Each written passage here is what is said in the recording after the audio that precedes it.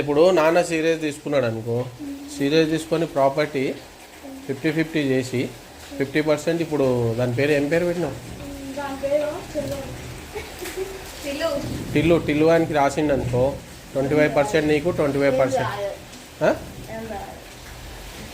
నేను అడుగుతున్న ఒకవేళ రాస్తే ఏంది పరిస్థితి?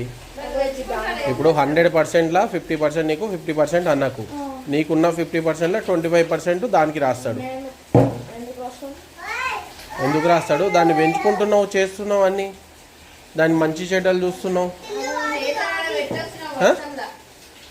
దాన్ని మంచి చెడ్డలు అన్నీ చూస్తున్నావు కదరా నువ్వే. ఇప్పుడు దాని తల్లికి మొత్తం నువ్వే ఆల్మోస్ట్ మంచిగా అన్నీ నువ్వే చూసుకున్నావు. ఇప్పుడు నెక్స్ట్ ఇప్పుడు అది పిల్లలు తీస్తుంది, దానికి 6, 7, 12 పుడతాయి. ఇప్పుడు ఎంతమందికి మంచుతావు? నీ 25%. నాకు తెలిసి 50% మంచాల్సి వస్తుంది నువ్వు. నాకు తెలిసి ఇప్పుడు నీ లెక్కకు 10 crores వస్తుండొచ్చు. 10 crores అంటే ఇప్పుడు ఒక్కొక్క దానికి 1 crore. అట్లాంటప్పుడు నువ్వు ఎందుకు దగ్గరికి తీస్తున్నావు మరి వాటిని? సరే 1 crore 2 crores రాయి, టిల్లు గానికి ఒక 1 crore రాయి. అరే వాటికి రాస్తే ఎవరన్నా ఉత్తే బాండ్ పేపర్ మీద రాయి, ఉత్తగా రాసేదేమున్నది? అదే ఉత్తగైనా సరే వైట్ పేపర్ మీద రాయి. టిల్లు గానికి 1 crore రాయి, ఇంకా రాబీకి 1 crore రాయి.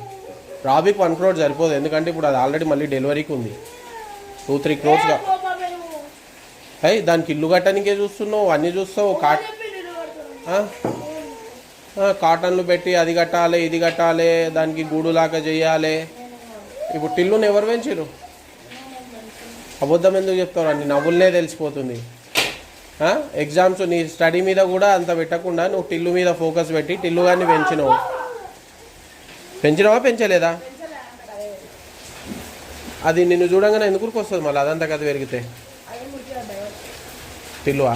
ఇప్పుడు ఈ వానలో కూడా పిలువును, రాకపోతే చూడు పిలువును.